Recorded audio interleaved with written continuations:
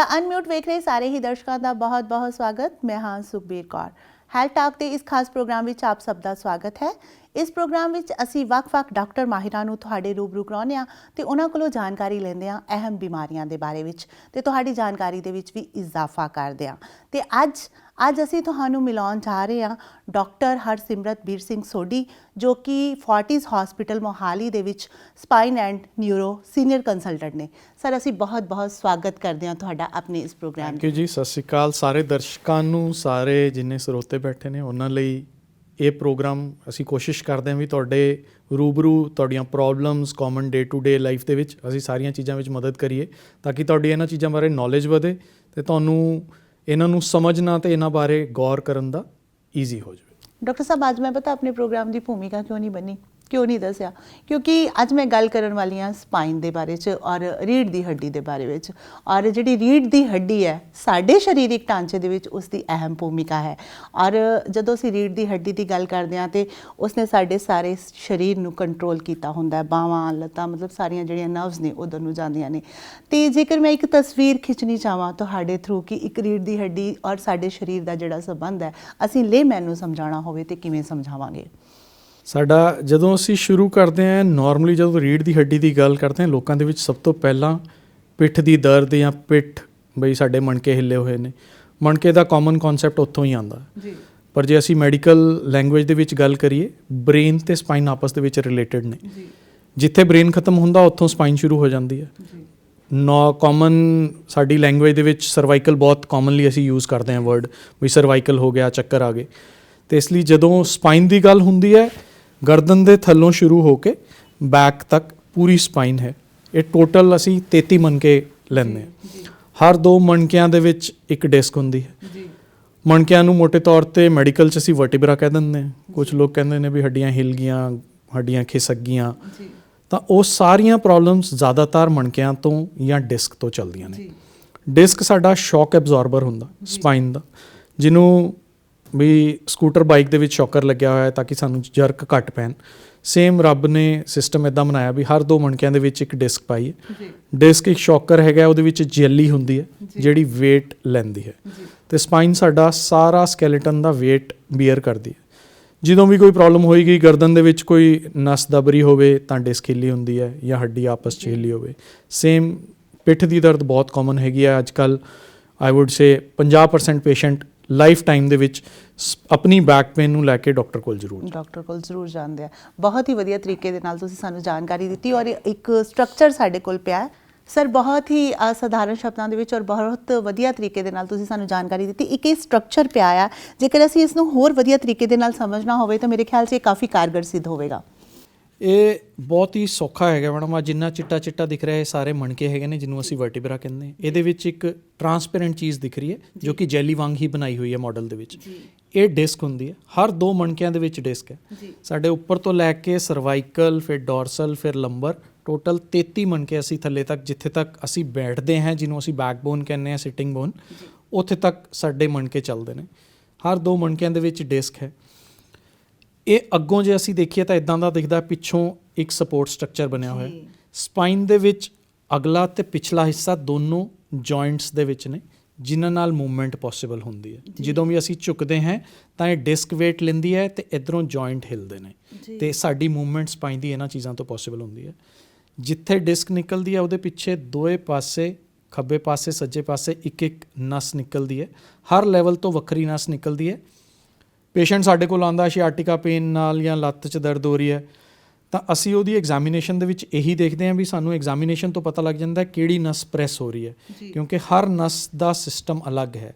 ਜੇ ਅਸੀਂ ਲੱਤ ਦੀ ਗੱਲ ਕਰੀਏ ਕੁੱਲੇ ਤੋਂ ਲੈ ਕੇ ਪੈਰ ਤੱਕ ਟੋਟਲ 6 ਨਸਾਂ ਸਪਲਾਈ ਕਰਦੀਆਂ ਨੇ।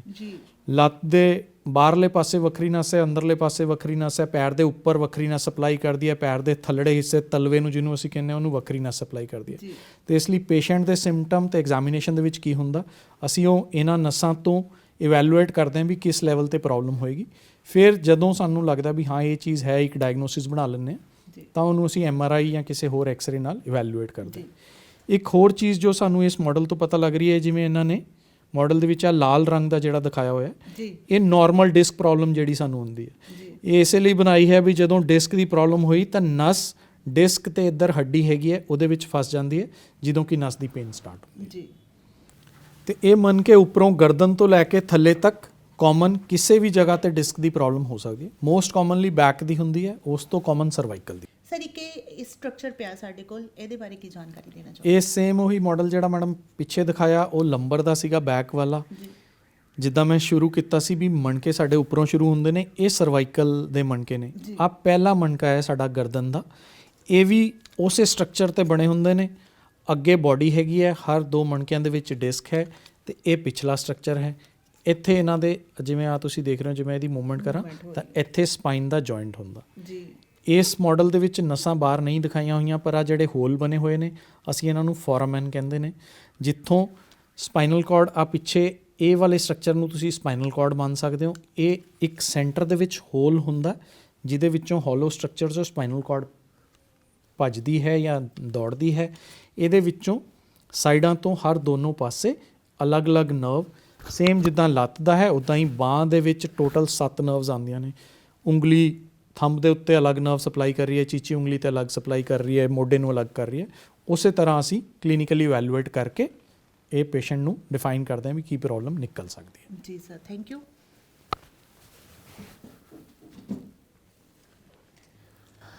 ਮੇਰੇ ਖਿਆਲ ਦੇ ਵਿੱਚ ਸਾਡੇ ਦਰਸ਼ਕਾਂ ਨੂੰ ਬੜੇ ਹੀ ਸੌਖੇ ਤਰੀਕੇ ਦੇ ਨਾਲ ਔਰ ਮੇਰੇ ਖਿਆਲ 'ਚ ਥੋੜ੍ਹਾ ਜਿਹੜਾ ਡਰ ਹੈ ਨਾ ਉਹ ਵੀ ਦੂਰ ਹੋ ਗਿਆ ਕਿਉਂਕਿ ਜਦੋਂ ਅਸੀਂ ਡਾਕਟਰ ਕੋਲ ਜਾਂਦੇ ਹਾਂ ਨਾ ਤੇ ਬਹੁਤ ਸਾਰੇ ਪੇਸ਼ੈਂਟ ਇੱਕ ਤਾਂ ਹਿਚਕਿਚਾਉਂਦੇ ਨੇ, ਕਈ ਵਾਰੀ ਆਪਣੀਆਂ ਪ੍ਰੋਬਲਮਸ ਦੱਸਦੇ ਨੇ, ਛੋਟੀ ਮੋਟੀ ਦਰਦ ਲੈਂਦੇ ਨੇ ਕਿ ਹਾਂਜੀ ਬੈਕ ਇੱਕ ਹੋ ਰਹੀ ਹੈ, ਸਟ੍ਰੇਨ ਪੈ ਗਿਆ, ਔਰ ਪਤਾ ਵੀ ਨਹੀਂ ਲੱਗਦਾ ਕਿ ਕਦੋਂ ਸਟਾਰਟ ਹੋ ਜਾਂਦੀ ਹੈ। ਜਿਵੇਂ ਅਸੀਂ ਗੱਲ ਕੀਤੀ ਡਿਸਕ ਪ੍ਰੋਬਲਮ ਦੀ, ਜ਼ਿਆਦਾ ਭਾਰੀ ਚੀਜ਼ ਚੱਕ ਲਈ, ਬੈਂਡ ਹੋ ਲਿਆ, ਕਦੀ ਜਰਕ ਲੱਗ ਗਈ। ਬੇਸਿਕਲੀ ਡਿਸਕ ਪ੍ਰੋਬਲਮ ਕਿਵੇਂ ਸ਼ੁਰੂਆਤ ਹੁੰਦੀ ਹੈ ਇਸ ਦੀ? ਡਿਸਕ ਪ੍ਰੋਬਲਮ ਜਿੱਦਾਂ ਜੇ ਅਸੀਂ ਸ਼ੌਕਰ ਦੀ ਗੱਲ ਕਰੀਏ, ਬਾਈਕ ਸਕੂਟਰ ਦੇ ਸ਼ੌਕਰ ਜਦੋਂ ਵੀ ਅਸੀਂ ਖਰਾਬ ਰੋਡਸ ਤੇ ਜਿੰਨਾ ਜ਼ਿਆਦਾ ਟਰੈਵਲ ਕਰਦੇ ਹਾਂ ਉਨੇ ਸ਼ੌਕਰ ਛੇਤੀ ਖਰਾਬ ਹੁੰਦੇ ਨੇ। ਸੇਮ ਸਾਡੀ ਸਪਾਈਨ ਜਿਹੜਾ ਸ਼ੌਕਰ ਜਿਹੜਾ ਹੈ, ਕੋਈ ਵੀ ਐਕਸੈਸਿਵ ਵੇਟ ਬੀਅਰਿੰਗ, ਅੱਜ ਕੱਲ੍ਹ ਏਅਰ ਟਰੈਵਲ ਦਾ ਬਹੁਤ ਫੈਸ਼ਨ ਹੈ। ਜਦੋਂ ਅਸੀਂ ਏਅਰ ਟਰੈਵਲ ਕਿਤੇ ਘੁੰਮਣ ਜਾਂਦੇ ਹਾਂ ਤਾਂ ਭਾਰੀ ਬੈਗ ਲੈ ਜਾਂਦੇ ਹਾਂ। ਜਿਮ ਦਾ ਫੈਸ਼ਨ ਲੋਕਾਂ ਦੇ ਵਿੱਚ, ਜਿਮ ਤਾਂ ਹਰ ਬੰਦੇ ਨੇ ਜਾਣਾ ਹੀ ਜਾਣਾ ਹੈ। ਜਿਮ ਆਪਣੇ ਨਾਲਦਿਆਂ ਨੂੰ ਦੇਖ ਕੇ ਵਜਨ ਵੀ ਉਸ ਤੋਂ ਜ਼ਿਆਦਾ ਚੱਕਣਾ ਹੈ, ਉਹਨੇ 10 ਕਿਲੋ ਚੱਕਿਆ ਤਾਂ ਮੈਂ 15 ਕਿਲੋ ਚੱਕਣਾ। ਸੇਮ ਫਿਰ 2 ਵੀਲਰ ਟਰੈਵਲਿੰਗ ਸ਼ੌਕ ਦੇ ਤੌਰ ਤੇ ਅਸੀਂ ਡਰਾਈਵਿੰਗ ਲਈ ਰੱਖੀ ਹੁੰਦੀ ਹੈ। 2 ਵੀਲਰ ਦਾ ਸ਼ੌਕਰ ਵਰਸਸ ਕਾਰ ਦਾ ਸ਼ੌਕਰ ਬਹੁਤ ਫਰਕ ਪੈਂਦਾ। ਕਾਰ ਦੇ ਵਿੱਚ ਉਨਾ ਵੇਟ ਬੀਅਰਿੰਗ ਨਹੀਂ ਹੁੰਦਾ। ਕੋਵਿਡ ਟਾਈਮ ਦੇ ਵਿੱਚ ਹੋਰ ਜਿਹੜੀਆਂ ਚੀਜ਼ਾਂ ਚੇਂਜ ਹੋਈਆਂ, ਲੌਂਗ ਟਰਮ ਕੁਰਸੀ ਦੇ ਉੱਪਰ ਬੈਠ ਕੇ 8-8 10-10 ਘੰਟੇ ਬੈਠੇ ਰਹਿੰਦੇ ਹਾਂ। ਜਦੋਂ ਅਸੀਂ ਸਪਾਈਨ ਦੀ ਲੋਡਿੰਗ ਦੀ ਗੱਲ ਕਰਦੇ ਹਾਂ ਤਾਂ ਮੈਂ ਇੱਕ ਬਹੁਤ ਈਜ਼ੀ ਤਰੀਕੇ ਨਾਲ ਸਮਝਾਉਣਾ। ਜਦੋਂ ਅਸੀਂ ਲੇਟੇ ਹੋਏ ਹਾਂ ਤਾਂ ਗ੍ਰੈਵਿਟੀ ਐਲੀਮੀਨੇਟ ਹੋ ਜਾਂਦੀ ਹੈ, ਤਾਂ ਸਪਾਈਨ ਦੇ ਉੱਪਰ ਲੋਡ ਨਹੀਂ ਪੈਂਦਾ। ਜਦੋਂ ਅਸੀਂ ਖੜੇ ਹੋ ਜਾਂਦੇ ਹਾਂ ਤਾਂ ਸਾਡੀਆਂ ਲੱਤਾਂ ਵੀ ਵੇਟ ਲੈ ਲੈਂਦੀਆਂ ਨੇ ਤੇ ਸਪਾਈਨ ਪੂਰੀ ਲੋਡ ਜਿਹੜਾ ਹੈਗਾ ਉਹ ਜ਼ਿਆਦਾ ਹੋ ਜਾਂਦਾ ਲੇਟਣ ਨਾਲੋਂ। ਜਿਹੜਾ ਸਾਡੇ ਲੋਕਾਂ ਦੇ ਵਿੱਚ ਇਹ ਹੁੰਦਾ ਵੀ ਬਹਿਣਾ ਵਧੀਆ ਹੈਗਾ ਤੇ ਚੱਲਣ 'ਚ ਮੈਨੂੰ ਦਰਦ ਵੱਧਦੀ ਹੈ, ਪਰ ਬੀਇੰਗ ਅ ਸਪਾਈਨ ਸਰਜਨ ਇਹ ਮੈਂ ਇੱਥੇ ਇਸ ਚੀਜ਼ 'ਤੇ ਗੌਰ ਦੇਣਾ ਚਾਹਾਂਗਾ ਵੀ ਜਦੋਂ ਅਸੀਂ ਬੈਠਦੇ ਹਾਂ ਤਾਂ ਲੱਤਾਂ ਦਾ ਵੇਟ ਹੁਣ ਸਾਰੀ ਸਪਾਈਨ ਲੈ ਰਹੀ ਹੈ ਤੇ ਇਸ ਲਈ ਸਪਾਈਨ ਦੇ ਉੱਪਰ ਲੋਡਿੰਗ ਮੈਕਸਿਮਮ ਹੈ ਜੀ। ਇਸੇ ਲਈ ਜਦੋਂ ਵਰਕ ਫਰੋਮ ਹੋਮ ਸਟਾਰਟ ਹੋਇਆ, ਜਦੋਂ 8-8 10-10 ਘੰਟੇ ਲੋਕਾਂ ਨੇ, IT ਵਾਲੇ ਲੋਕਾਂ ਨੇ ਆਪਣਾ ਬੈਠ ਕੇ ਕੰਮ ਕਰਨਾ ਸ਼ੁਰੂ ਕੀਤਾ ਤਾਂ ਬੈਕ ਪੇਨਸ ਹੋਰ ਜ਼ਿਆਦਾ ਵੱਧ ਗਈਆਂ ਜੀ। ਦੂਜਾ ਕਾਰਨ, ਲੈਪਟਾਪ ਤੇ ਕੰਮ ਕਰਦੇ ਹਾਂ, ਸਾਡੀ ਨਾਰਮਲ ਟੈਂਡੈਂਸੀ ਹੁੰਦੀ ਹੈ ਸਾਹਮਣੇ ਟੇਬਲ ਤੇ ਲੈਪਟਾਪ ਤੇ ਅੱਗੇ ਝੁੱਕ ਕੇ ਅਸੀਂ ਕੰਮ ਕਰਦੇ ਹਾਂ। ਜਦੋਂ ਅਸੀਂ ਅੱਗੇ ਝੁੱਕ ਜਾਂਦੇ ਹਾਂ ਤਾਂ ਸਾਰਾ ਸਿਰ ਦਾ ਲੋਡ ਸਾਡੀ ਸਪਾਈਨ ਦੇ ਉੱਪਰ ਪੈਂਦਾ। ਇਹ ਚੀਜ਼ਾਂ ਸਾਡੀ ਸਪਾਈਨ ਨੂੰ ਡੀਜਨਰੇਟ ਜਾਂ ਵੀਅਰ ਐਂਡ ਟੀਅਰ ਛੇਤੀ ਕਰਦੀਆਂ ਨੇ ਜੀ।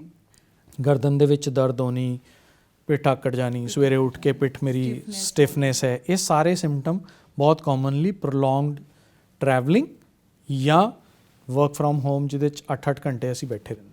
ਲਗਾਤਾਰ ਬੈਠਣਾ ਨਹੀਂ ਹੈ, ਲਗਾਤਾਰ ਖੜੇ ਨਹੀਂ ਹੋਣਾ, ਕਈ ਵਾਰੀ ਹਾਈ ਹੀਲਸ ਪਾ ਕੇ ਅਸੀਂ ਜ਼ਿਆਦਾ ਚੱਲਦੇ ਹਾਂ ਜਾਂ ਜ਼ਿਆਦਾ ਟਾਈਮ ਖੜੇ ਰਹਿੰਦੇ ਹਾਂ, ਇਹ ਵੀ ਇੱਕ ਕਾਰਨ ਹੋ ਸਕਦਾ ਹੈ। ਸਾਰੀਆਂ ਚੀਜ਼ਾਂ ਦਾ ਫਰਕ ਪੈਂਦਾ। ਇਹਦੇ ਲਈ ਅਸੀਂ ਸਪਾਈਨ ਦੇ ਵਿੱਚ ਇੱਕ ਰੂਲ ਆਫ 40 ਰੱਖਦੇ ਹਾਂ। ਸਰ, ਜਿਵੇਂ ਅਸੀਂ ਗੱਲ ਕਰ ਰਹੇ ਹਾਂ ਕਿ ਸਾਡੀ ਸਪਾਈਨ 'ਤੇ ਜ਼ਿਆਦਾ ਵੇਟ ਪੈਂਦਾ, ਗੱਲ ਕਰਦੇ ਹਾਂ ਲਾਈਫ ਸਟਾਈਲ ਦੀ ਕਿ ਜਿਹੜਾ ਸਾਡਾ ਲਾਈਫ ਸਟਾਈਲ ਹੈ, ਮੋਟਾਪਾ ਹੈ, ਲਾਈਕ ਅਸੀਂ ਅੱਜ ਕੱਲ੍ਹ ਫਾਸਟ ਫੂਡ ਦਾ ਟ੍ਰੈਂਡ ਹੈਗਾ, ਲਾਈਕ ਇਹ ਜਦੋਂ ਸਪਾਈਨ, ਸਾਰਾ ਵੇਟ ਸਪਾਈਨ 'ਤੇ ਹੀ ਪੈਣਾ ਔਰ ਜ਼ਿਆਦਾਤਰ ਪ੍ਰੋਬਲਮਸ ਮੇਰੇ ਖਿਆਲ ਕਿ ਇਸ ਕਰਕੇ ਵੀ ਨੇ। ਬਿਲਕੁਲ ਮੈਡਮ, ਇਹ ਬਿਲਕੁਲ ਸਹੀ ਮੁੱਦਾ ਛੇੜਿਆ ਤੁਸੀਂ, ਜਿਹਦੇ ਨਾਲ ਇਹ ਸਾਰੀਆਂ ਪ੍ਰੋਬਲਮਸ ਵੱਧਦੀਆਂ ਨੇ। ਐਵਰੇਜ ਵੇਟ ਅਸੀਂ ਇਹ ਕਹਿੰਦੇ ਹਾਂ ਵੀ ਜਿੰਨੀ ਤੁਹਾਡੀ ਹਾਈਟ ਸੈਂਟੀਮੀਟਰ ਦੇ ਵਿੱਚ ਹੈ ਉਹਨੂੰ 100 ਨਾਲ ਡਿਵਾਈਡ ਮਾਈਨਸ ਕਰ ਦਿਓ। ਜਿੰਨਾ ਬਚਿਆ ਉਹਨਾਂ ਤੁਹਾਡਾ ਆਈਡੀਅਲ weight ਹੋਣਾ ਚਾਹੀਦਾ, ਬਟ ਅੱਜ ਦੇ ਦਿਨ 'ਚ ਕੋਈ ਵੀ ਆਈਡੀਅਲ weight ਦੇ ਉੱਪਰ ਨਹੀਂ ਹੈ। ਪਹਿਲਾਂ ਇਹ ਓਵਰਵੇਟ, ਓਬਿਸਿਟੀ ਇਹ ਸਾਰੀਆਂ US ਕੈਨੇਡਾ ਦੇ ਵਿੱਚ ਹੁੰਦੀਆਂ ਸੀ, ਹੁਣ ਸਾਡੀ ਕੰਟਰੀ ਦੇ ਵਿੱਚ ਇਹ ਆਉਣੀਆਂ ਸ਼ੁਰੂ ਹੋ ਗਈਆਂ। ਬੱਚਿਆਂ ਦੇ ਵਿੱਚ ਕੋਈ ਆਊਟਡੋਰ ਐਕਟੀਵਿਟੀਜ਼ ਹੈ ਨਹੀਂ, ਸਪੋਰਟਸ ਐਕਟੀਵਿਟੀ ਹੈ ਨਹੀਂ, ਉਹਨਾਂ ਨੇ ਘਰ ਦੇ ਵਿੱਚ ਹੀ ਮੋਬਾਈਲ ਦੇ ਉੱਪਰ, ਆਈਪੈਡ ਦੇ ਉੱਪਰ ਖੇਡਣਾ, ਆਪਣੀਆਂ ਵੀਡੀਓ ਗੇਮਸ ਖੇਡਣੀਆਂ, ਉਹ ਵੀ ਬੈਠ ਕੇ ਜੰਕ ਫੂਡ ਖਾਣਾ, ਚਿਪਸ, ਇਹਨਾਂ ਦੇ ਵਿੱਚ ਬਹੁਤ ਹੀ ਫੈਟ, ਬਰਗਰਸ ਹੋ ਗਏ, ਪੀਜ਼ਾਸ ਹੋ ਗਏ, ਇਹਨਾਂ ਸਾਰੀਆਂ ਚੀਜ਼ਾਂ ਨਾਲ ਸਾਡਾ ਫੈਟ ਐਡ ਆਨ ਹੁੰਦਾ। ਪਲੱਸ ਅਸੀਂ ਬੈਠੇ ਬੈਠੇ ਸਾਡਾ ਕੋਈ ਐਕਟਿਵ ਸਪੋਰਟਸ ਐਕਟੀਵਿਟੀ, ਬਾਹਰ ਆਊਟਡੋਰ ਐਕਟੀਵਿਟੀ ਨਹੀਂ ਹੈ। ਪੁਰਾਣੇ ਬੱਚਿਆਂ ਨੂੰ ਕਿਹਾ ਜਾਂਦਾ ਸੀ ਵੀ ਘਰ ਆ ਜਾਓ, ਅੱਜ ਦੇ ਬੱਚਿਆਂ ਨੂੰ ਧੱਕਾ ਮਾਰ ਕੇ ਭੇਜਣਾ ਪੈਂਦਾ ਵੀ ਬਾਹਰ ਖੇਡਿਆ ਹੋ ਜਾ ਕੇ। ਫਿਰ ਅਡਲਟ ਪੋਪੂਲੇਸ਼ਨ ਹੈ, ਉਹ ਆਪਣੇ ਕੰਮ ਦੇ ਵਿੱਚ ਇੰਨੇ ਰੁੱਝੇ ਹੋਏ ਨੇ, ਉਹਨਾਂ ਕੋਲ ਵੀ ਸਪੋਰਟਸ ਐਕਟੀਵਿਟੀ ਲਈ, ਕੋਈ ਫਿਜ਼ੀਕਲ ਐਕਟੀਵਿਟੀ ਲਈ ਨਹੀਂ ਹੈ। ਇਹ ਸਾਰੀਆਂ ਚੀਜ਼ਾਂ weight ਐਡ ਆਨ ਕਰਦੀਆਂ, ਅਤੇ ਜਿੱਦਾਂ ਹੀ weight ਵੱਧਦਾ ਉਹ ਸਾਰਾ ਸਪਾਈਨ ਦੇ ਉੱਪਰ ਟਰਾਂਸਲੇਟ ਹੁੰਦਾ। ਇਹਨੂੰ ਲੇਮੈਨ ਲੈਂਗੁਏਜ 'ਚ ਮੈਂ ਆਪਣੀ OPD ਦੇ ਵਿੱਚ ਪੇਸ਼ੈਂਟਸ ਨੂੰ ਇੱਦਾਂ ਸਮਝਾਉਣਾ ਵੀ ਮੇਰੇ ਕੋਲ ਤੁਸੀਂ ਆਪਣੀ ਗੱਡੀ ਦੇ ਉੱਪਰ ਜਾ ਰਹੇ ਹੋ, 5 ਸੀਟਰ ਗੱਡੀ ਦੇ ਵਿੱਚ, ਤੁਸੀਂ ਇੱਕ ਗੱਡੀ ਦੇ ਉੱਪਰ ਜੇ 8 ਬੰਦੇ ਬਿਠਾ ਕੇ ਡੇਲੀ ਉਹਨੂੰ ਚਲਾਓਗੇ ਤਾਂ ਟਾਇਰ ਛੇਤੀ ਘਸਣਗੇ। ਬਿਲਕੁਲ ਸੇਮ ਅਸੀਂ ਉਹਨੂੰ ਸਪਾਈਨ ਦੇ ਉੱਪਰ ਲਾਈਏ, ਜੇ 60 ਕਿਲੋ weight ਸਪਾਈਨ ਨੇ, ਰੱਬ ਨੇ ਸਾਡੀ ਬਣਾਇਆ ਹੋਇਆ ਲੈਣ ਲਈ, ਤੁਸੀਂ 90 ਕਿਲੋ ਲੈ ਕੇ ਚੱਲ ਰਹੇ ਹੋ ਤਾਂ ਸਪਾਈਨ ਉਨੀ ਛੇਤੀ ਖਰਾਬ ਹੋਈ। ਬਿਲਕੁਲ, ਅਗਰ ਉਹਦੀ ਕੈਪੈਸਿਟੀ 60 ਕਿਲੋ ਹੈ ਤੇ ਅਸੀਂ 80 ਔਰ 90 ਰੱਖੀਏ, ਸਾਰੀਆਂ ਚੀਜ਼ਾਂ ਉਹਦੇ ਉੱਪਰ ਮਲਟੀਪਲਾਈ ਹੁੰਦੀਆਂ ਰਹਿੰਦੀਆਂ। ਤੇ ਇਹ ਵਿਦ ਟਾਈਮ ਹੌਲੀ ਹੌਲੀ ਕਰਕੇ, ਸ਼ੁਰੂ 'ਚ ਤਾਂ ਅਸੀਂ ਮਜ਼ਾਕ 'ਚ ਲੈ ਲੈਂਦੇ ਵੀ ਮੋਟਾਪਾ ਹੋ ਗਿਆ, ਪਰ ਇਹ ਲੌਂਗ ਟਰਮ 5 ਸਾਲ 10 ਸਾਲ ਲੇਟਰ ਬਹੁਤ ਤੰਗ ਕਰਦਾ। ਸਰ, ਗੱਲ ਕਰਦੇ ਹਾਂ ਜਦੋਂ ਸਪਾਈਨ ਦੀ ਪ੍ਰੋਬਲਮ ਹੋ ਜਾਂਦੀ ਹੈ, ਜਿਹੜੀਆਂ ਬੇਸਿਕ ਡਾਇਗਨੋਸ ਨੇ ਉਹ ਕਰਦੇ ਨੇ। ਅੱਜ ਤੋਂ ਜੇਕਰ ਅਸੀਂ, ਜਿਵੇਂ ਤੁਸੀਂ ਗੱਲ ਕੀਤੀ ਕਿ 20 ਸਾਲ ਲਗਭਗ ਤੁਹਾਡਾ ਤਜਰਬਾ ਹੈ ਇਸ ਲਾਈਨ ਦੇ ਵਿੱਚ, 20 ਸਾਲ ਪਹਿਲਾਂ ਦੀ ਗੱਲ ਕਰੀਏ ਤੇ ਹੁਣ ਦੀ ਗੱਲ ਕਰੀਏ, ਬਹੁਤ ਸਾਰੀਆਂ ਮਾਡਰਨ ਟੈਕਨੀਕਸ, ਐਡਵਾਂਸ ਟੈਕਨੀਕਸ ਆ ਗਈਆਂ। ਪਹਿਲਾਂ ਇੱਕ ਐਕਸਰੇ ਦੇ ਸਹਾਰੇ ਅਸੀਂ ਹੁੰਦੇ ਸੀ, ਫਿਰ MRIs ਆ ਗਈਆਂ, ਕੰਟਰਾਸਟ, 3D 2D, ਬਹੁਤ ਸਾਰੇ ਜਿਹੜੇ ਸਾਡੇ ਕੋਲ ਫੈਸਿਲਿਟੀਜ਼ ਨੇ ਇਸ ਟਾਈਮ। ਸੋ ਕੀ ਮਹਿਸੂਸ ਕਰਦੇ ਹੋ ਕਿ ਮੈਡੀਕਲ ਲਾਈਨ ਦੇ ਵਿੱਚ, ਜਿਵੇਂ ਹੁਣ ਅਸੀਂ ਸਰਜਰੀ ਦੀ ਵੀ ਗੱਲ ਕਰਦੇ ਹਾਂ, ਜਦੋਂ ਅਸੀਂ ਗੱਲ ਕਰਦੇ ਹਾਂ ਕਦੇ ਵੀ ਸਰਵਾਈਕਲ ਦੀ ਗੱਲ ਕਰ ਲਈਏ ਜਾਂ ਸਪਾਈਨ ਦੀ ਗੱਲ ਕਰੀਏ, ਤੇ ਲੋਕਾਂ ਦੇ ਵਿੱਚ ਇੱਕ ਡਰ ਹੈਗਾ ਕਿ ਅਸੀਂ ਡਾਕਟਰ ਕੋਲ ਜਾਣਾ ਹੈ ਤਾਂ ਪਤਾ ਨਹੀਂ ਸਾਡਾ ਆਪਰੇਸ਼ਨ ਹੀ ਹੋ ਜਾਣਾ, ਔਰ ਜਦੋਂ ਕਿ ਇਹ ਗੱਲ ਬਿਲਕੁਲ ਸਹੀ ਨਹੀਂ ਆ। ਆਪਰੇਸ਼ਨ ਕੁਝ ਕੇਸਿਸ ਦੇ ਵਿੱਚ ਹੁੰਦਾ ਹੈ, ਅਦਰਵਾਈਜ਼ ਜਿਹੜੀ ਸਪਾਈਨ ਦੀ ਪ੍ਰੋਬਲਮ ਹੈ, ਕਿਉਂਕਿ ਇੰਨੀ ਕਿਤੇ ਨੌਲੇਜ ਮੈਂ ਵੀ ਰੱਖਦੀ ਹਾਂ ਕਿ ਇਹ ਮੈਡੀਸਨਸ ਦੇ ਨਾਲ ਵੀ ਠੀਕ ਹੋ ਸਕਦੀ ਹੈ, ਪ੍ਰੋਪਰ ਐਕਸਰਸਾਈਜ਼ ਦੇ ਨਾਲ ਠੀਕ ਹੋ ਸਕਦੀ ਹੈ, ਲਾਈਫ ਸਟਾਈਲ ਚੇਂਜ ਕਰਨ ਦੇ ਨਾਲ ਵੀ ਠੀਕ ਹੋ ਸਕਦੀ ਹੈ। ਕੀ ਕਹਿਣਾ ਚਾਹੋਗੇ? ਸਭ ਤੋਂ ਪਹਿਲਾਂ ਤਾਂ ਮੈਂ ਇਹੀ ਕਹਿਣਾ ਚਾਹਾਂਗਾ ਵੀ ਸਪਾਈਨ ਤੋਂ ਡਰਨ ਦੀ ਲੋੜ ਨਹੀਂ ਹੈ। ਜੇ ਅਸੀਂ ਸਰਜਰੀ ਵੱਲ ਜਾਈਏ ਤਾਂ ਸਪਾਈਨ ਦੇ ਜਿੰਨੇ ਪੇਸ਼ੈਂਟ ਆਉਂਦੇ ਨੇ ਉਹਨਾਂ ਚੋਂ 90% ਪੇਸ਼ੈਂਟਸ ਨਾਨ ਸਰਜੀਕਲ ਹੁੰਦੇ ਨੇ। ਅਤੇ ਇਸ ਲਈ ਜੇ ਆਪਸ 'ਚ ਆਮ ਦੋਸਤਾਂ ਦੇ ਵਿੱਚ, ਰਿਸ਼ਤੇਦਾਰਾਂ ਦੇ ਵਿੱਚ ਜਦੋਂ ਵੀ ਗੱਲ ਹੁੰਦੀ ਹੈ, ਸਪਾਈਨ ਦੀ ਸਰਜਰੀ ਨਹੀਂ ਕਰਾਉਣੀ, ਰੀੜ੍ਹ ਦੀ ਹੱਡੀ 'ਚ ਪ੍ਰੋਬਲਮ ਹੈ, ਨਾ ਡਾਕਟਰ ਕੋਲ ਨਾ ਜਾਈਏ, ਉਹਨੇ ਸਰਜਰੀ ਦੱਸ ਦੇਣੀ ਹੈ, ਉਹ ਚੀਜ਼ ਬਿਲਕੁਲ ਨਹੀਂ ਹੈਗੀ। ਅੱਜ ਦੇ ਦਿਨ 'ਚ ਇਨਵੈਸਟੀਗੇਸ਼ਨਸ, MRI ਲੈ ਲਓ, ਕੋਈ ਐਕਸਰਸਾਈਜ਼ਿਸ ਲੈ ਲਓ, ਫਿਜ਼ੀਕਲ ਥੈਰੇਪਿਸਟ, ਫਿਜ਼ੀਓਥੈਰੇਪਿਸਟ ਸਾਡਾ ਇੰਟੈਗਰਲ ਪਾਰਟ ਹੈਗੇ ਨੇ ਸਪਾਈਨ ਦਾ, ਉਹਨਾਂ ਦੇ ਨਾਲ ਕੋਲੈਬੋਰੇਸ਼ਨ ਦੇ ਵਿੱਚ ਮੋਰ ਦੈਨ 90% ਪੇਸ਼ੈਂਟਸ ਅਸੀਂ ਨਾਨ ਸਰਜੀਕਲੀ ਮੈਨੇਜ ਕਰਦੇ ਹਾਂ। ਇਸ ਲਈ ਜੇ ਮੇਰੇ ਕੋਲ 10 ਪੇਸ਼ੈਂਟ ਆਉਂਦੇ ਨੇ ਤਾਂ 10 ਚੋਂ 9 ਨੂੰ ਸਰਜਰੀ ਦੀ ਲੋੜ ਨਹੀਂ ਪਏਗੀ। ਜਿਹੜਾ ਇੱਕ ਪੇਸ਼ੈਂਟ ਰਹਿ ਗਿਆ ਸਰਜਰੀ ਦਾ, ਉਹ ਵੀ ਇੱਦਾਂ ਨਹੀਂ ਹੁੰਦਾ ਵੀ ਅੱਜ ਮੇਰੇ ਕੋਲ ਆਇਆ, ਅੱਜ ਦੇ ਅੱਜ ਹੀ ਸਰਜਰੀ ਹੋਣੀ ਹੈ। ਕੋਈ ਫ੍ਰੈਕਸ਼ਨ ਆਫ ਪੇਸ਼ੈਂਟਸ, ਯੈਸ, 100 ਚੋਂ 1 ਜਾਂ 2 ਪੇਸ਼ੈਂਟ ਇੱਦਾਂ ਦੇ ਹੁੰਦੇ ਨੇ, ਉਹਨਾਂ ਦੀ ਕੰਪਲੇਂਟਸ ਵੀ ਉੱਦਾਂ ਦੀਆਂ ਹੀ ਹੁੰਦੀਆਂ, ਬਈ ਮੈਂ ਬਿਲਕੁਲ ਚੱਲ ਨਹੀਂ ਪਾ ਰਿਹਾ ਜਾਂ ਲੱਤ 'ਚ ਇੱਕਦਮ ਕਮਜ਼ੋਰੀ ਆ ਗਈ ਹੈ। ਸਿਰਫ ਉਹ ਵਾਲੇ ਪੇਸ਼ੈਂਟਸ ਹੁੰਦੇ ਨੇ। ਡਿਸਕ ਮੋਸਟ ਕਾਮਨਲੀ, ਇਹਦਾ ਐਵਰੇਜ ਏਜ ਅਸੀਂ 35 ਸਾਲ ਲੈਂਦੇ ਹਾਂ, 35 ਤੋਂ 40 ਸਾਲ ਦੇ ਵਿੱਚ ਕਾਮਨਲੀ। ਇਸ ਲਈ ਯੰਗਰ ਪੋਪੂਲੇਸ਼ਨ 'ਚ ਲੋਕਾਂ ਨੂੰ ਇਹ ਲੱਗਦਾ ਵੀ ਮੇਰੀ ਤਾਂ ਹਾਲੇ ਉਮਰ ਹੀ ਬਹੁਤ ਥੋੜ੍ਹੀ ਹੈ ਜੀ, ਮੈਂ ਸਪਾਈਨ ਸਰਜਰੀ ਕਿਉਂ ਕਰਾਵਾਂ। ਅਤੇ ਇਸ ਲਈ ਪਹਿਲਾਂ ਤਾਂ ਸਪਾਈਨ ਸਰਜਰੀ ਦੀ ਲੋੜ ਹੀ ਨਹੀਂ ਪੈਂਦੀ, ਐਕਸਰਸਾਈਜ਼ਿਸ ਨਾਲ ਹੀ ਸੈਟਲ ਹੋ ਜਾਂਦਾ। ਜੇ ਰੱਬ ਨਾ ਕਰੇ ਤੁਸੀਂ ਉਸ ਕੈਟੇਗਰੀ 'ਚ ਆ ਗਏ ਵੀ ਹਾਂ ਸਾਨੂੰ ਸਰਜਰੀ ਦੀ ਲੋੜ ਹੈ, ਤਾਂ ਉਸ ਤੋਂ ਵੀ ਡਰਨ ਦੀ ਲੋੜ ਨਹੀਂ ਹੁੰਦੀ। ਉਹਦੇ ਲਈ ਅੱਜ ਕੱਲ੍ਹ ਜੋ ਟੈਕਨੀਕਸ ਹੈ, ਨੈਵੀਗੇਸ਼ਨ ਇੱਕ ਬਹੁਤ ਹੀ ਰੀਸੈਂਟ ਅਤੇ ਬਹੁਤ ਹੀ ਐਡਵਾਂਸਡ ਟੈਕਨੀਕ ਅਸੀਂ ਉਹਨੂੰ ਮੰਨਦੇ ਹਾਂ। ਮੈਂ ਉਹਨੂੰ GPRS ਨਾਲ ਕੰਪੇਅਰ ਕਰਦਾ। ਅਸੀਂ ਫੋਨ ਦੇ ਉੱਪਰ ਸੈੱਟ ਕਰ ਦਿੰਦੇ ਹਾਂ ਵੀ ਅਸੀਂ ਕਿਹੜੇ ਸੈਕਟਰ ਜਾਣਾ, ਚੰਡੀਗੜ੍ਹ ਦੇ ਵਿੱਚ ਵੀ ਮੈਂ ਇੱਥੋਂ ਲੈ ਕੇ 22 ਸੈਕਟਰ ਜਾਣਾ। ਸੇਮ ਨੈਵੀਗੇਸ਼ਨ ਦੇ ਵਿੱਚ ਅਸੀਂ ਇੱਕ ਟਾਰਗੇਟ ਸੈੱਟ ਕਰ ਦਿੰਦੇ, ਉਹਦਾ MRI ਮਸ਼ੀਨ ਦੇ ਉੱਪਰ ਫੀਡ ਹੋ ਜਾਂਦਾ। ਮੈਨੂੰ ਟਾਰਗੇਟ ਪਤਾ ਵੀ ਮੈਂ ਉਸ ਟਾਰਗੇਟ 'ਤੇ ਜਾਣਾ, ਉਹ ਮੈਨੂੰ ਨਾਲ ਲਾਈਵ ਫੀਡ ਦੇ ਰਿਹਾ ਹੁੰਦਾ ਵੀ ਮੈਂ ਕਿਸ ਜਗ੍ਹਾ 'ਤੇ ਜਾ ਰਿਹਾ। ਮੈਂ ਰਾਈਟ ਡਾਇਰੈਕਸ਼ਨ, ਜੇ ਰਾਈਟ ਲੈਫਟ ਜਿੱਦਾਂ GPRS ਨੈਵੀਗੇਟ ਕਰਦਾ, ਉੱਦਾਂ ਹੀ ਸਾਨੂੰ ਨੈਵੀਗੇਸ਼ਨ ਨੈਵੀਗੇਟ ਕਰਦੀ ਹੈ, ਤਾਂ ਕਿ ਮੈਂ ਵਿਦਾਊਟ ਨਾਰਮਲ ਸਟਰਕਚਰ ਨੂੰ ਟੱਚ ਕਰਦੇ ਹੋਏ, ਵਿਦਾਊਟ ਡੈਮੇਜਿੰਗ, ਮੈਂ ਆਪਣੇ ਰਿਕੁਆਇਰਡ ਸਟਰਕਚਰ ਦੇ ਉੱਪਰ ਪਹੁੰਚ ਜਾਵਾਂ।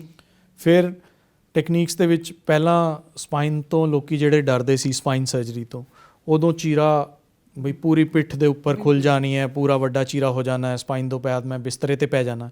ਇਹ ਅੱਜ ਦੇ ਦਿਨ 'ਚ ਸਾਰੀਆਂ ਮਿਥਸ ਨੇ। ਸਪਾਈਨ ਸਰਜਰੀ ਦਾ ਰਿਸਕ 1% ਤੋਂ ਵੀ ਘੱਟ ਹੈ।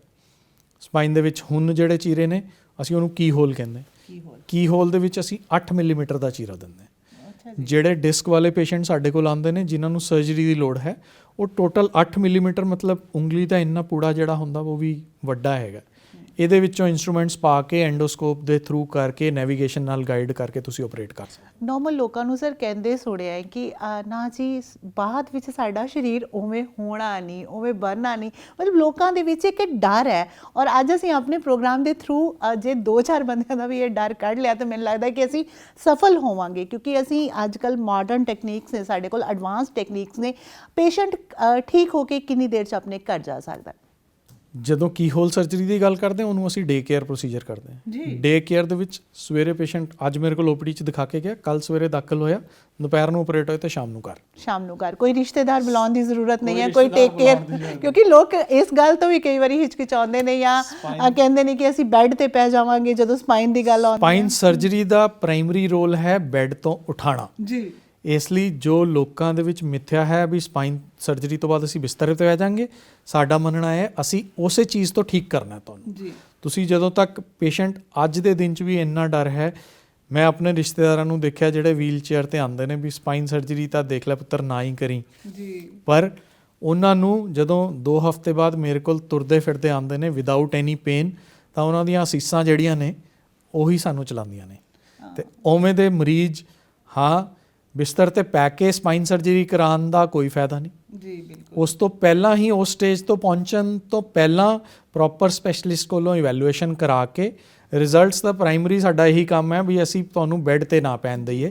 ਜਿੰਨੀ ਛੇਤੀ ਤੁਸੀਂ ਆਪਣੀ ਜੌਬ ਤੇ ਜਾ ਸਕਦੇ ਹੋ ਉਨੀ ਛੇਤੀ ਚਲੇ ਜਾਓ। ਪ੍ਰੋਪਰ ਇਵੈਲੂਏਸ਼ਨ ਹੋਣੀ ਚਾਹੀਦੀ ਹੈ, ਪ੍ਰੋਪਰ ਡਾਇਗਨੋਜ਼ ਹੋਣਾ ਚਾਹੀਦਾ। ਬਟ ਅੱਜ ਵੀ ਕੁਝ ਪੜ੍ਹੇ ਲਿਖੇ ਲੋਕਾਂ ਨੂੰ ਵੀ ਮੈਂ ਦੇਖਿਆ ਕਿ ਨਹੀਂ ਜੀ ਔੜ ਪੌੜ ਕਰ ਲੈਂਦੇ ਆ, ਮਸਾਜ ਕਰ ਲੈਂਦੇ ਆ, ਫਿਜ਼ੀਓਥੈਰੇਪੀ ਸੈਂਟਰਸ ਚਲੇ ਜਾਂਦੇ ਆ, ਜਾਂ ਮਤਲਬ ਕੀ ਸਮਝਦੇ ਹੋ ਕਿ ਬਿਮਾਰੀ, ਮੇਰੇ ਖਿਆਲ ਦੇ ਵਿੱਚ ਤਾਂ ਬਿਮਾਰੀ ਜਿੰਨੀ ਜਲਦੀ ਫੜੀ ਜਾਵੇ, ਜਿੰਨੀ ਜਲਦੀ ਉਹਦਾ ਟ੍ਰੀਟਮੈਂਟ ਸ਼ੁਰੂ ਹੋ ਜਾਵੇ, ਅਸੀਂ ਉਨੀ ਜਲਦੀ ਠੀਕ ਹੋ ਸਕਦੇ ਹਾਂ। ਉਹਦਾ ਮੇਨ ਕਾਰਨ ਜਿਵੇਂ ਪਹਿਲਾਂ ਡਿਸਕਸ਼ਨ ਸਾਡੀ ਹੋਈ ਕਿ 90% ਪੇਸ਼ੈਂਟ ਮੇਰੇ ਕੋਲ ਉਹ ਨੇ ਜਿਹੜੇ ਨਾਨ ਸਰਜੀਕਲ ਨੇ ਜੀ, ਜਿਹੜੇ ਮਾਲਿਸ਼ ਵਾਲੇ, ਖਿੱਚ ਵਾਲੇ ਲੋਕ।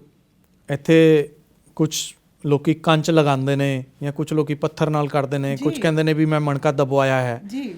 ਉਹਨਾਂ 'ਚੋਂ 100% ਪਹਿਲਾਂ ਤਾਂ ਵਿਦਆਊਟ ਇਵੈਲੂਏਸ਼ਨ ਇਹ ਚੀਜ਼ਾਂ ਨਹੀਂ ਕਰਵਾਉਣੀਆਂ ਚਾਹੀਦੀਆਂ, ਪਰ ਕੁਝ ਪੇਸ਼ੈਂਟ ਠੀਕ ਹੋ ਜਾਂਦੇ ਨੇ। ਤਾਂ ਇਸ ਲਈ ਪਿੰਡਾਂ ਵਾਲੇ ਲੋਕੀ ਮੰਨਦੇ ਨੇ ਵੀ ਮੈਂ ਤਾਂ ਉਹ ਸਾਡੇ ਨਾਲ ਦਾ ਪਿੰਡ ਦਾ ਠੀਕ ਹੋ ਗਿਆ ਸੀ ਜੀ, ਮੈਂ ਉਹਦੇ ਕੋਲ ਚਲ ਗਿਆ। ਉਹਦੇ 'ਚ ਇਹ ਹੈ ਜੇ ਖਰਾਬ ਹੋ ਗਏ ਫਿਰ ਉੱਠਿਆ ਨਹੀਂ ਜਾਣਾ, ਸਭ ਤੋਂ ਜ਼ਰੂਰੀ ਹੈ। ਦੂਜੀ ਗੱਲ, ਉਹ ਚੀਜ਼ਾਂ ਫਿਜ਼ੀਓਥੈਰੇਪੀ ਅਸੀਂ ਵੀ ਆਪਣੇ ਪੇਸ਼ੈਂਟਸ ਨੂੰ ਕਰਵਾਉਂਦੇ ਹਾਂ, ਪਰ ਉਹ ਗ੍ਰੇਡਡ ਤਰੀਕੇ ਨਾਲ ਸ਼ੁਰੂ ਹੁੰਦੀ ਹੈ। ਅੱਜ ਇੱਕ ਸਟੈਪ ਹੈ, 4 ਦਿਨਾਂ ਬਾਅਦ 2 ਸਟੈਪ ਹੋ ਗਏ, ਫਿਰ ਹੌਲੀ ਹੌਲੀ ਸਟੈਪ ਵਾਈਜ਼ ਮੋਨੀਟਰਿੰਗ ਦੇ ਅੰਡਰ। ਬਹੁਤ ਸਾਰੇ ਪੇਸ਼ੈਂਟ ਜਿਹੜੇ ਠੀਕ ਹੁੰਦੇ ਨੇ ਉਹਨਾਂ ਨਾਲ ਉਹ ਇੱਦਾਂ ਹੁੰਦਾ ਘਰ ਦੇ ਵਿੱਚ ਬੈਠੇ ਬੈਠੇ ਇੱਕਦਮ ਤੁਸੀਂ ਕੁਝ ਸਮਾਨ ਚੱਕਿਆ, ਚੁੱਕ ਪੈ ਗਈ। ਉਹਦਾ ਮਤਲਬ ਇਹ ਨਹੀਂ ਹੈ ਵੀ ਸਪਾਈਨ ਦੀ ਸਾਡੀ ਡਿਸਕ ਹਿੱਲ ਗਈ ਹੈ, ਹੁਣ ਆਪਰੇਸ਼ਨ ਹੀ ਹੋਣਾ ਹੈ, ਡਾਕਟਰ ਕੋਲ ਜਾਣਾ ਨਹੀਂ ਹੈ, ਸਪਾਈਨ ਸਪੈਸ਼ਲਿਸਟ ਕੋਲ ਜਾਣਾ ਨਹੀਂ ਹੈ। ਇਸ ਲਈ ਬਹੁਤ ਵਾਰੀ ਸਾਡਾ ਡਰ ਸਾਨੂੰ ਉਹਨਾਂ ਲੋਕਾਂ ਕੋਲ ਲੈ ਜਾਂਦਾ। ਬਹੁਤ OPD ਦੇ ਵਿੱਚ ਪੇਸ਼ੈਂਟਸ ਐਵੇਂ ਦੇ ਵੀ ਆਉਂਦੇ ਨੇ ਜਿਹੜੇ ਉਹਨਾਂ ਤੋਂ ਖਰਾਬ ਹੋ ਕੇ ਆਉਂਦੇ ਨੇ ਜੀ, ਫਿਰ ਉਸ ਸਮੱਸਿਆ ਤੋਂ ਨਿਕਲਣ ਨੂੰ ਜ਼ਿਆਦਾ ਟਾਈਮ ਲੱਗਦਾ। ਤੇ ਇਸ ਲਈ ਜੇ ਤੁਸੀਂ ਪ੍ਰੋਪਰ ਸਪੈਸ਼ਲਿਸਟ ਕੋਲ ਜਾ ਰਹੇ ਹੋ, ਟਾਈਮਲੀ ਜਾ ਰਹੇ ਹੋ, ਤਾਂ 90% ਚਾਂਸ ਹੈ ਤੁਹਾਨੂੰ ਸਰਜਰੀ ਦੀ ਲੋੜ ਨਹੀਂ ਪਏਗੀ। ਤੁਹਾਨੂੰ ਪ੍ਰੋਪਰ ਤਰੀਕੇ ਦੇ ਨਾਲ ਐਕਸਰਸਾਈਜ਼ਸ, ਪੇਨ ਕੰਟਰੋਲ ਮੈਜਰਸ ਤੇ ਮੈਡੀਸਿਨਸ ਤੇ ਹੀ ਚਲਾਇਆ ਜਾਏਗਾ। ਜੇ ਰੱਬ ਨਾ ਕਰੇ ਲੋੜ ਪੈਂਦੀ ਹੈ ਤਾਂ ਉਹਦੇ ਲਈ ਬਹੁਤ ਵਧੀਆ ਅੱਜ ਕੱਲ੍ਹ ਸਿਸਟਮਸ ਹੈਗੇ ਨੇ ਜਿਨ੍ਹਾਂ ਨਾਲ ਅਸੀਂ ਆਪਰੇਟ ਕਰ ਸਕਦੇ ਹਾਂ ਜੀ। ਡਾਕਟਰ ਸਾਹਿਬ, ਤੁਹਾਡਾ ਨਿਊਰੋਲੋਜੀ ਦੇ ਵਿੱਚ ਵੀ ਬਹੁਤ ਵਧੀਆ ਤਜਰਬਾ ਹੈ ਔਰ ਬਹੁਤ ਸਾਰੇ ਪੇਸ਼ੈਂਟ ਜਿਹੜੇ ਨੇ ਤੁਸੀਂ ਕਿਉਰ ਕੀਤੇ ਨੇ। ਔਰ ਅਕਸਰ ਮੈਂ ਸੁਣਿਆ ਲੋਕਾਂ ਨੂੰ ਕਹਿੰਦੇ ਕਿ ਜੀ ਸਰਦੀਆਂ ਦਾ ਮੌਸਮ ਆ ਗਿਆ, ਸਰਦੀਆਂ ਦੇ ਵਿੱਚ ਹੀ ਜ਼ਿਆਦਾ ਪ੍ਰੋਬਲਮਸ ਹੁੰਦੀਆਂ ਨੇ, ਜਿੰਨੀਆਂ ਪੀੜਾਂ ਨੇ, ਦਰਦਾਂ ਨੇ, ਮਤਲਬ ਲਾਈਕ ਬ੍ਰੇਨ ਸਟ੍ਰੋਕ ਦੀ ਵੀ ਜੇ ਅਸੀਂ ਗੱਲ ਕਰੀਏ ਤੇ ਵਿੰਟਰਸ ਦੇ ਵਿੱਚ ਹੀ ਹੁੰਦਾ। ਇਹ ਇੱਕ ਮਿਥ ਹੈ ਕਿ ਇਹ ਰਿਐਲਿਟੀ ਹੈ? ਨਹੀਂ, ਇਹਦੇ ਵਿੱਚ ਕੁਛ ਇੱਕ ਰਿਐਲਿਟੀ ਹੈਗੀ ਹੈ। ਕਾਰਨ ਇਹ ਹੈ ਸਰਦੀਆਂ ਦੇ ਵਿੱਚ ਜਿਹੜਾ ਸਾਡਾ BP ਵਾਲਾ ਬਲੱਡ ਪ੍ਰੈਸ਼ਰ, ਜਦੋਂ ਅਸੀਂ ਗੱਲ ਕਰਦੇ ਹਾਂ ਬਲੱਡ ਪ੍ਰੈਸ਼ਰ ਸਵੇਰ ਤੇ ਸ਼ਾਮ ਦੇ ਵਿੱਚ ਵੀ ਵੇਰੀ ਕਰਦਾ, ਸੇਮ ਬਲੱਡ ਪ੍ਰੈਸ਼ਰ ਮੌਸਮ ਦੇ ਨਾਲ ਵੀ ਵੇਰੀ ਕਰਦਾ ਜੀ। ਕਾਰਡੀਅਕ ਪ੍ਰੋਬਲਮਸ, ਬ੍ਰੇਨ ਵਾਲੀਆਂ ਪ੍ਰੋਬਲਮਸ, ਸਟ੍ਰੋਕ ਹੋ ਗਿਆ, ਬ੍ਰੇਨ ਦੇ ਵਿੱਚ ਖੂਨ ਦੀ ਨਸ ਬਲੌਕ ਹੋ ਗਈ ਜਾਂ ਬ੍ਰੇਨ ਦੇ ਵਿੱਚ ਬਲੀਡਿੰਗ ਹੋ ਗਈ, ਇਹ ਸਾਰੀਆਂ ਸਮੱਸਿਆਵਾਂ ਸਰਦੀਆਂ ਦੇ ਵਿੱਚ ਜ਼ਿਆਦਾ ਆਉਂਦੀਆਂ ਨੇ। ਉਹਦਾ ਮੇਨ ਕਾਰਨ ਬਾਡੀ ਦਾ ਸਾਡਾ ਇੱਕ ਥਰਮੋਸਟੈਟ ਹੈਗਾ। ਥਰਮੋਸਟੈਟ ਥੋੜ੍ਹਾ ਜਿਹਾ ਵੇਰੀਏਬਲ ਹੁੰਦਾ। ਉਹ ਸਰਦੀਆਂ ਦੇ ਵਿੱਚ ਥਰਮੋਸਟੈਟ ਸਾਡਾ ਬਲੱਡ ਪ੍ਰੈਸ਼ਰ ਕਿਉਂ ਵੱਧਦਾ ਹੈ? ਕਿਉਂਕਿ ਖੂਨ ਦੀਆਂ ਨਸਾਂ ਸਿकुड़ ਜਾਂਦੀਆਂ ਨੇ। ਉਹ ਬਾਡੀ ਦਾ ਸਰਦੀ ਕੰਟਰੋਲ ਕਰਨ ਲਈ ਇੱਕ ਮੈਯਰ ਹੈਗਾ, ਆਟੋ ਰੈਗੂਲੇਸ਼ਨ। ਜਦੋਂ ਇਹ ਬ੍ਰੇਨ ਦੇ ਵਿੱਚ ਅਪਲਾਈ ਹੁੰਦਾ ਤਾਂ ਉਹ ਜੇ ਖੂਨ ਦੀਆਂ ਨਸਾਂ ਸਿकुड़ ਜਾਣ ਤਾਂ ਉਹਦੇ ਨਾਲ ਪੇਸ਼ੈਂਟ ਕੁਛ ਇੱਕ ਪਰਸੈਂਟੇਜ ਸਟ੍ਰੋਕ ਦੇ ਨਾਲ ਸਾਡੇ ਕੋਲ ਲੈਂਡ ਅਪ ਕਰ ਜਾਂਦੇ ਨੇ। ਜਾਂ ਜੇ ਬੀਪੀ ਵਧਿਆ ਹੋਇਆ ਤਾਂ ਕੁਛ ਪਰਸੈਂਟ ਸਟ੍ਰੋਕ ਨੂੰ ਅਸੀਂ ਦੋ ਤਰ੍ਹਾਂ ਨਾਲ ਡਿਵਾਈਡ ਕਰ ਲੈਂਦੇ ਹਾਂ, ਜਿਹਦੇ ਵਿੱਚ ਖੂਨ ਦੀ ਨਸ ਬਲੌਕ ਹੋਵੇ ਜਾਂ ਦਿਮਾਗ ਦੇ ਵਿੱਚ ਬਲੀਡਿੰਗ ਹੋ ਜਾਵੇ। ਤਾਂ ਕੁਛ ਪੇਸ਼ੈਂਟ ਐਵੇਂ ਦੇ ਵੀ ਹੁੰਦੇ ਨੇ ਵੀ ਜਿਨ੍ਹਾਂ ਨੂੰ ਦਿਮਾਗ ਦੇ ਵਿੱਚ ਬਲੀਡਿੰਗ ਹੋ ਗਈ। ਉਹ ਵੀ ਇੰਸੀਡੈਂਸ ਸਾਡਾ ਸਰਦੀਆਂ ਦੇ ਵਿੱਚ ਹਮੇਸ਼ਾ ਜ਼ਿਆਦਾ ਹੁੰਦਾ ਤੇ ਇਸ ਲਈ ਸਾਡੀ ਐਮਰਜੈਂਸੀ ਹੈਵੀ ਹੋ ਜਾਂਦੀ ਹੈ। ਸਰ ਬੇਸਿਕ ਲੱਛਣ ਕੀ ਨੇ? ਮਤਲਬ ਕਿੱਦਾਂ ਸਾਨੂੰ ਪਤਾ ਲੱਗ ਸਕਦਾ ਹੈ ਕਿ ਜਿੱਦਾਂ ਮੰਨ ਲਓ ਬ੍ਰੇਨ ਸਟ੍ਰੋਕ ਕਿਸੇ ਨੂੰ ਆ ਰਿਹਾ ਹੈਗਾ, ਜਿਵੇਂ ਅਸੀਂ ਸੁਣਦੇ ਹਾਂ ਅਕਸਰ ਕਿ ਤੁਹਾਡੇ ਆਰਮ ਦੇ ਵਿੱਚ ਵੀਕਨੈਸ ਆ ਜਾਂਦੀ ਹੈਗੀ ਹੈ, ਲਾਈਕ ਇਹਨੂੰ ਅਸੀਂ ਮੈਡੀਕਲ ਟਰਮ ਦੇ ਵਿੱਚ ਫਾਸਟ ਨਾਲ ਅਸੀਂ ਕਰਦੇ, ਉਵੇਂ ਵੀ ਕਿਵੇਂ ਸਾਨੂੰ ਪਤਾ ਲੱਗੇਗਾ ਕਿ ਇਸ ਪਰਸਨ ਨੂੰ ਪ੍ਰੋਬਲਮ ਹੈਗੀ ਹੈ? ਬ੍ਰੇਨ ਦੀ ਜਦੋਂ ਸਮੱਸਿਆ ਆਉਂਦੀ ਹੈ ਤਾਂ ਉਹਦੇ 'ਚ ਜੇ ਇੱਕਦਮ ਪੇਸ਼ੈਂਟ ਬੇਹੋਸ਼ ਹੋ ਰਿਹਾ, ਇੱਕਦਮ ਖੜੇ ਤੁਹਾਨੂੰ ਚੱਕਰ ਆ ਗਿਆ, ਜਦੋਂ ਪੇਸ਼ੈਂਟ ਸਾਡੇ ਕੋਲ ਕੋਈ ਪੇਸ਼ੈਂਟ ਡਿੱਗ ਕੇ ਆਉਂਦਾ ਤਾਂ ਸਾਡਾ ਪਹਿਲਾ ਹਿਸਟਰੀ ਦੇ ਵਿੱਚ ਚੀਜ਼ ਉਹਨਾਂ ਨੂੰ ਇਹ ਪੁੱਛਣ ਲਈ ਇਹ ਹੁੰਦੀ ਹੈ ਬਈ ਤੁਸੀਂ ਪੈਰ ਤਿਲਕਣ ਕਾਰਨ ਗਿਰੇ ਹੋ ਕਿ ਚੱਕਰ ਆਉਣ ਕਾਰਨ ਗਿਰੇ ਹੋ, ਕਿਉਂਕਿ ਇਹਨਾਂ ਦੋਨਾਂ ਚੀਜ਼ਾਂ ਦਾ ਡਾਇਗਨੋਸਿਸ ਬਿਲਕੁਲ ਡਿਫਰੈਂਟ ਹੋ ਜਾਂਦਾ। ਪੈਰ ਤਿਲਕਣ ਕਾਰਨ ਗਿਰੇ ਹੋ ਤਾਂ ਸਾਨੂੰ ਕੋਈ ਬਹੁਤ ਜ਼ਿਆਦਾ ਟੈਸਟ ਨਹੀਂ ਕਰਾਉਣੇ ਪੈਂਦੇ, ਪਰ ਜੇ ਪੇਸ਼ੈਂਟ ਮੈਨੂੰ ਕਹੇ ਵੀ ਮੈਨੂੰ ਪਹਿਲਾਂ ਚੱਕਰ ਆਇਆ ਜਾਂ ਮੈਂ ਬੇਹੋਸ਼ ਹੋ ਗਿਆ ਤਾਂ ਮੈਂ ਡਿੱਗਿਆ ਹੈ ਤਾਂ ਅਸੀਂ ਉਹਨੂੰ ਸਟ੍ਰੋਕ ਵੱਲ ਮੰਨਦੇ ਹਾਂ। ਸਟ੍ਰੋਕ ਦੇ ਪ੍ਰਾਇਮਰੀ ਸਿੰਪਟਮ ਇੱਕਦਮ ਸਪੀਚ ਦੇ ਵਿੱਚ ਜਿੱਦਾਂ ਤੁਸੀਂ ਫਾਸਟ ਕਿਹਾ ਬਈ ਫੇਸ਼ੀਅਲ ਡੇਵੀਏਸ਼ਨ, ਮੂੰਹ ਟੇਢਾ ਹੋ ਜਾਂਦਾ। ਇਹਦੇ ਵਿੱਚ ਸਭ ਤੋਂ ਕਾਮਨ ਜਿਹੜਾ ਪਿੰਡਾਂ ਦੇ ਵਿੱਚ ਖਾਸ ਕਰਕੇ, ਹੁਣ ਸ਼ਹਿਰਾਂ ਵਿੱਚ ਵੀ ਆਉਣਾ ਸ਼ੁਰੂ ਹੋ ਗਿਆ, ਲੋਕ ਪੁੱਕੀ ਦੇ ਦਿੰਦੇ ਨੇ। ਲੋਕ ਆਪ ਹੀ ਆ ਕੇ ਕਹਿੰਦੇ ਨੇ ਵੀ ਥੋੜ੍ਹੀ ਜਿਹੀ ਪੁੱਕੀ ਦਿੱਤੀ ਉਹਦੇ ਨਾਲ ਖੁੱਲ੍ਹ ਜਾਂਦਾ। ਸਟ੍ਰੋਕ ਦੇ ਵਿੱਚ ਉਹ ਓਪੀਐਮ ਦੇ ਨਾਲ ਥੋੜ੍ਹੀ ਜਿਹੀ ਬਲੱਡ ਵੈਸਲਸ ਖੁੱਲ੍ਹ ਜਾਂਦੀਆਂ ਨੇ। ਮੈਡੀਕਲੀ ਪ੍ਰੂਵਨ ਹੈਗਾ, ਪਰ ਇਹਦਾ ਮਤਲਬ ਇਹ ਨਹੀਂ ਹੈ ਵੀ ਅਸੀਂ ਘਰ ਦੇ ਵਿੱਚ ਇਹ ਸਾਰਾ ਕੁਝ ਕਰੀਏ।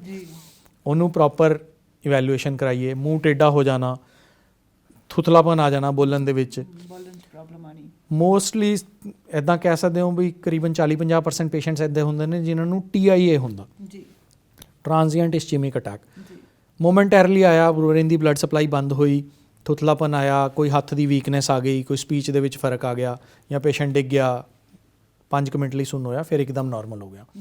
ਇਹ ਉਹ ਵਾਲੇ ਪੇਸ਼ੈਂਟਸ ਸਭ ਤੋਂ ਰਿਸਕੀ ਪੇਸ਼ੈਂਟਸ ਅਸੀਂ ਇਹਨਾਂ ਨੂੰ ਮੰਨਦੇ ਹਾਂ।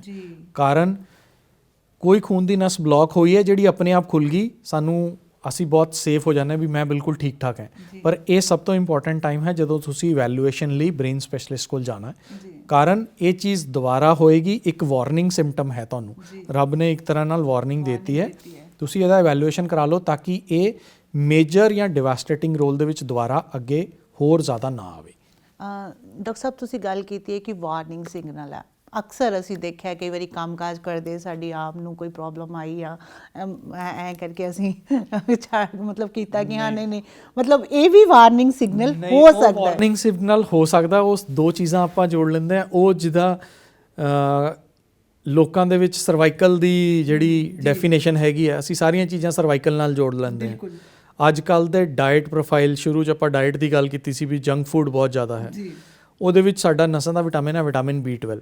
ਵਿਟਾਮਿਨ B12 ਦੀ ਕਮੀ ਹੋ ਜਾਵੇ ਤਾਂ ਹੱਥ ਸੋ ਜਾਣਾ, ਹੱਥਾਂ 'ਚ ਝੰਝਣਾਪਨ ਆਉਣਾ, ਜਾਂ ਪੈਰਾਂ ਦੇ ਤਲਵੇ ਦੇ ਉੱਪਰ ਮੇਰੇ ਜਲਦੇ ਰਹਿੰਦੇ ਨੇ, ਉਹਦੀ ਕਮੀ ਨਾਲ ਹੋ ਸਕਦਾ।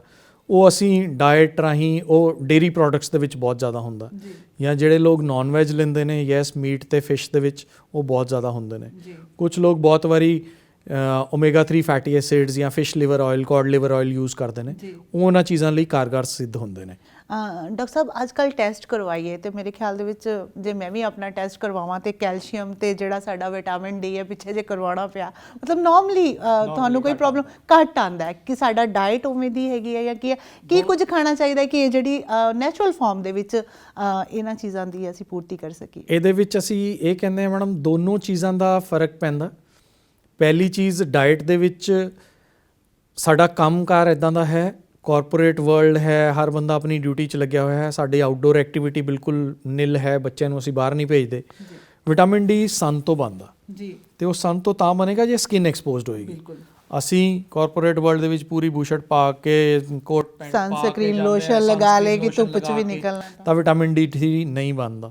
ਵਿਟਾਮਿਨ B12 ਸੇਮ ਉੱਦਾਂ ਹੀ ਬਾਡੀ ਦੇ ਵਿੱਚੋਂ, ਡਾਇਟ ਦੇ ਵਿੱਚੋਂ ਆਉਂਦਾ। ਜਿਵੇਂ ਮੈਂ ਪਹਿਲਾਂ ਦੱਸਿਆ, ਡੇਅਰੀ ਪ੍ਰੋਡਕਟਸ ਜਾਂ ਮੀਟ ਪ੍ਰੋਡਕਟਸ ਦੇ ਨਾਲ ਇਹ ਆਉਂਦਾ ਹੈਗਾ। ਇਹਨਾਂ ਚੀਜ਼ਾਂ ਦਾ ਇਜ਼ਾਫਾ ਕਰੀਏ। ਗ੍ਰੀਨ ਲੀਫੀ ਵੈਜੀਟੇਬਲਸ, ਉਹਨਾਂ ਦੇ ਨਾਲ ਸਾਡੀ ਬਾਡੀ ਦੇ ਵਿੱਚ ਓਵਰਆਲ ਵਿਟਾਮਿਨਸ ਬਹੁਤ ਜ਼ਿਆਦਾ ਆਉਂਦੇ ਨੇ, ਉਹ ਬਹੁਤ ਚੀਜ਼ਾਂ ਐਡ ਕਰਨ ਵਾਲੀਆਂ ਹੁੰਦੀਆਂ। ਪਲੱਸ ਯੈਸ, ਜੇ ਆਪਾਂ ਜੰਕ ਫੂਡ ਆਪਣਾ ਘਟਾ ਸਕਦੇ ਹਾਂ ਤਾਂ ਉਹ ਬਹੁਤ ਜ਼ਰੂਰੀ ਹੈ ਜੀ। ਡਾਕਟਰ ਸਾਹਿਬ, ਜਾਂਦੇ ਜਾਂਦੇ ਮੈਸੇਜ ਦੇਣਾ ਸਾਡੇ ਦਰਸ਼ਕਾਂ ਨੂੰ, ਸਾਡੀ ਆਡੀਅנס ਨੂੰ, ਗਾਗਰ ਦੇ ਵਿੱਚ ਸਾਗਰ ਸਮੇਟਣਾ ਹੈ, ਕੀ ਮੈਸੇਜ ਦੇਣਾ ਚਾਹੋਗੇ? ਮੈਸੇਜ, ਸਪਾਈਨ, ਜੇ ਸਪਾਈਨ ਦੀ ਕੋਈ ਪ੍ਰੋਬਲਮ ਹੈ ਤਾਂ ਉਹਦੇ ਤੋਂ ਪਹਿਲੀ ਗੱਲ ਡਰਨਾ ਨਹੀਂ ਹੈ, ਕਿਉਂਕਿ 90% ਚਾਂਸ ਹੈ ਤੁਹਾਨੂੰ ਸਰਜਰੀ ਦੀ ਲੋੜ ਨਹੀਂ ਪਏਗੀ। ਜਿਨ੍ਹਾਂ ਸਿੰਪਟਮਸ ਦੀ ਅਸੀਂ ਐਮਰਜੈਂਸੀ ਤੌਰ ਤੇ ਗੱਲ ਕਰਦੇ ਹਾਂ, ਜਿਨ੍ਹਾਂ ਲਈ ਤੁਹਾਨੂੰ ਹਾਂ ਸਪਾਈਨ ਸਪੈਸ਼ਲਿਸਟ ਨੂੰ ਦਿਖਾਣਾ ਹੈ, ਕੋਈ ਵੀ ਬੈਕ ਪੇਨ ਹੈ ਜਿਹੜੀ ਲਗਾਤਾਰ ਹਫਤੇ 10 ਦਿਨ ਤੋਂ ਚੱਲੀ ਜਾ ਰਹੀ ਹੈ, ਜਾਂ ਉਹ ਸ਼ਿਆਟਿਕਾ ਵਾਂਗ ਲੱਤ ਦੇ ਵਿੱਚ ਜਾ ਰਹੀ ਹੈ, ਕੋਈ ਪੈਰ ਦੇ ਵਿੱਚ ਸੁੰਨਪਨਾ ਆਉਣਾ ਸ਼ੁਰੂ ਹੋ ਗਿਆ, ਜਾਂ ਪੈਰ ਦੇ ਉੱਪਰ ਵਜਨ ਨਹੀਂ ਆ ਰਿਹਾ, ਤੇ ਸਭ ਤੋਂ ਆਖਰੀ ਯੂਰਿਨ ਦਾ ਕੰਟਰੋਲ ਜੇ ਫਰਕ ਪੈ ਰਿਹਾ ਬੈਕ ਪੇਨ ਦੇ ਨਾਲ, ਤਾਂ ਉਹ ਸਾਡੇ ਲਈ ਐਮਰਜੈਂਸੀ ਸਿੰਪਟਮ ਹੈ, ਅਸੀਂ ਉਹਦੇ ਲਈ ਐਮਰਜੈਂਸੀ ਮੰਨਦੇ ਹਾਂ।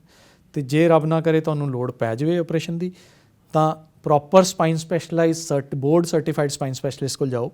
ਅੱਜ ਦੀਆਂ ਐਡਵਾਂਸ ਟੈਕਨੀਕਸ ਦੇ ਨਾਲ ਰਿਜ਼ਲਟਸ, ਰਿਸਕ ਫੈਕਟਰ 1% ਤੋਂ ਵੀ ਘੱਟ ਹੈ, ਤਾਂ ਤੁਸੀਂ 1 ਜਾਂ ਮੈਕਸਿਮਮ 2 ਦਿਨਾਂ ਵਿੱਚ ਘਰ ਵਾਪਸ ਜਾ ਸਕਦੇ ਹੋ। ਬਹੁਤ ਹੀ ਅਹਿਮ ਜਾਣਕਾਰੀ ਦਿੱਤੀ, ਔਰ ਇੱਕ ਤਰ੍ਹਾਂ ਨਾਲ ਦੱਸ ਦਿੱਤਾ ਕਿ ਡਰ ਦੇ ਅੱਗੇ ਜਿੱਤ ਵੀ ਹੈਗੀ ਆ, ਸੋ ਡਰਨਾ ਬਿਲਕੁਲ ਨਹੀਂ ਹੈ।